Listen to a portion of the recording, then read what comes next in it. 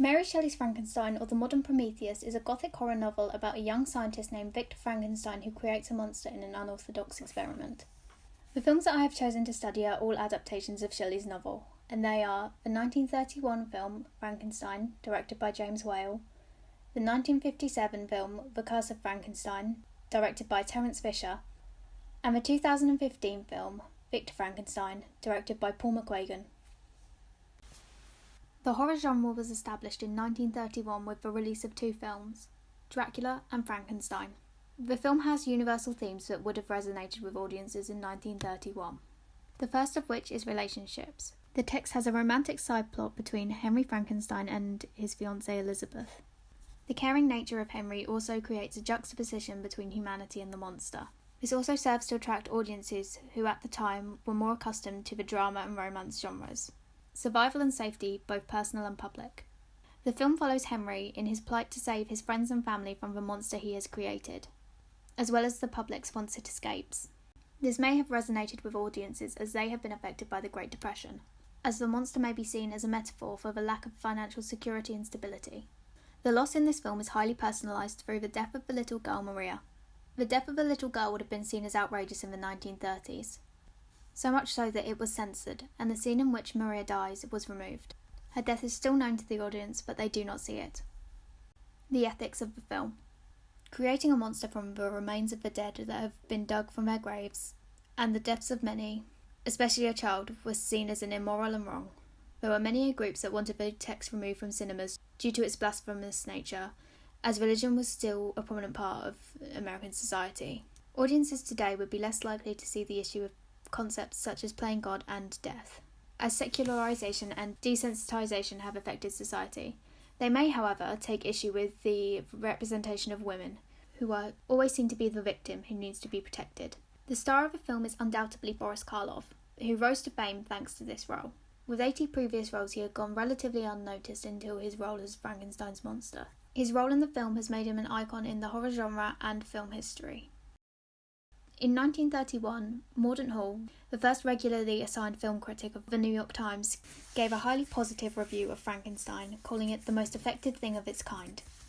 Film Daily stated it was produced intelligently and lavishly with a grade of photography that is superb. In 1931, the film had a preferred reading, as audiences accepted what they saw. This preferred reading of the text still continues to this day. The text has a 100% fresh rating on Rotten Tomatoes and has been selected for preservation by United States National Film Registry. Kim Newman's review for Empire in 2000 regards the film as influential to cinema as a whole and as a kickstarter to the genre that is now known as horror.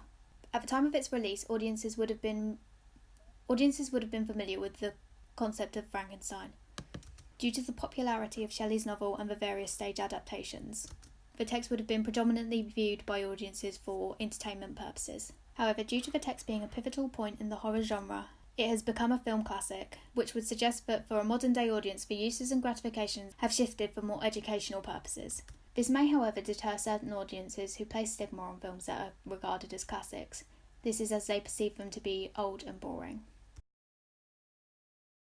The most popular genres in the 1950s were musicals, comedies and epics. But in the mid-1950s, the horror genre became more popular within the British film industry. A company named Hammer Films pioneered a very new form of horror. After the success of their adaptation of the Quatermass experiment in 1955, Hammer proposed a new version of Frankenstein, called The Curse of Frankenstein. Due to legal constraints placed upon the production by Universal themselves, the film focuses more upon Baron Frankenstein. This newer version of the character is far more devious and murderous than previously seen in the 1931 version. Terence Fisher had created a new approach to horror, predominantly done through the use of colour. John Carpenter claims that it is the first film under the Frankenstein name to use shocking amounts of violence and gore for the time that it was made. Universal themes within the film include relationships. There are romantic subplots within the film that include the notion of affairs, which at the time may have been more shocking for audiences to see. Survival. The film essentially revolves around Baron Frankenstein and his plight to survive, as he does not wish to be caught for all of his crimes, as I'm sure that he would have been aware that they would lead to a death sentence if caught. Although it is unlikely that audiences would have been facing the same dilemma, Stories that follow a villain such as Frankenstein excite audiences as they want him to get caught and face up to his crimes. The film again would have raised issues with moral groups that were focused on religion. However, it was less of an issue in the late 1950s as religion was becoming less of a focal point of society.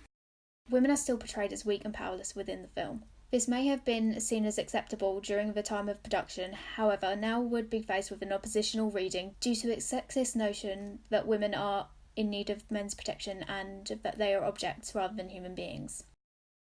The film stars Peter Cushing alongside Christopher Lee, who at the time was a little-known actor.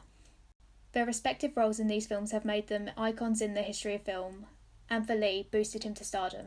The duo went on to work on many successful films, both together and separately, playing iconic roles such as Van Helsing and Dracula, Sherlock Holmes, Grand Moff Tarkin, Sauron, and Count Dooku.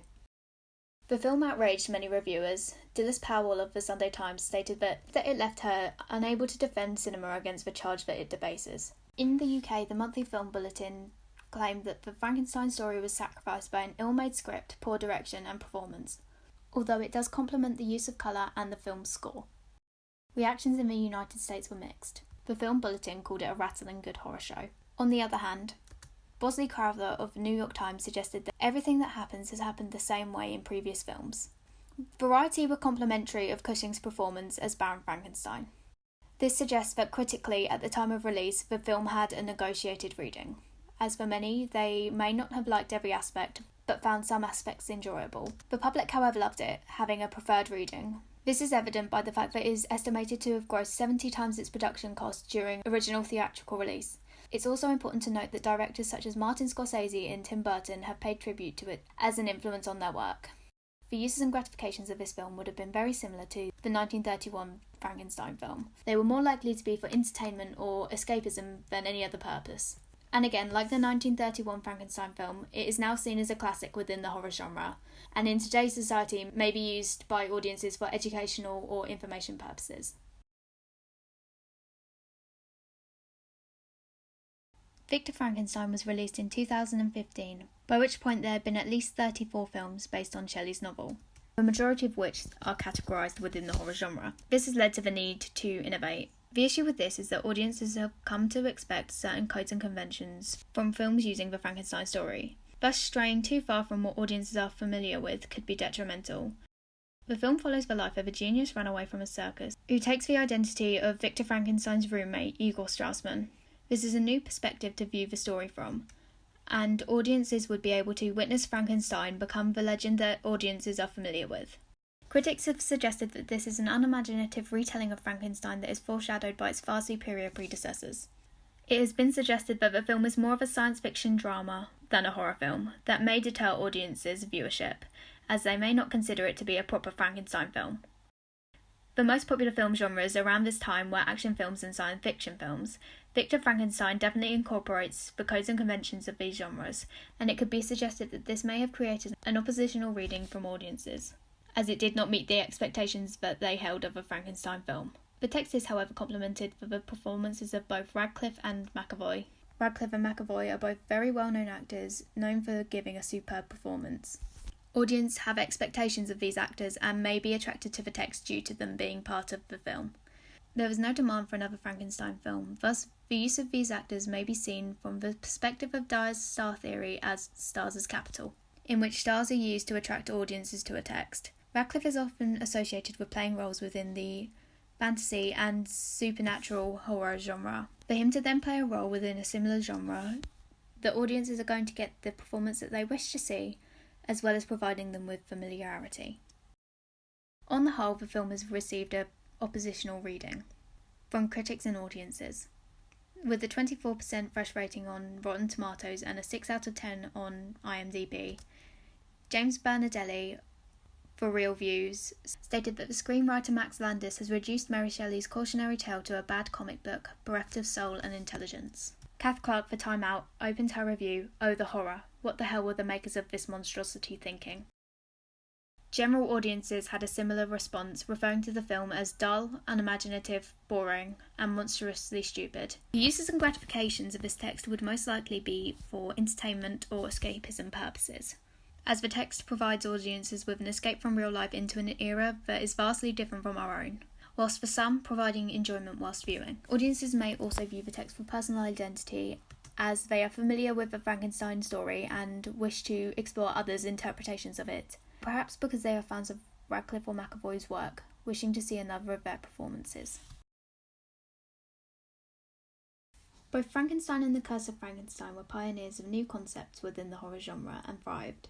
Due to this, films such as Victor Frankenstein suffer, but also because they do not fit with the contemporary horror genre.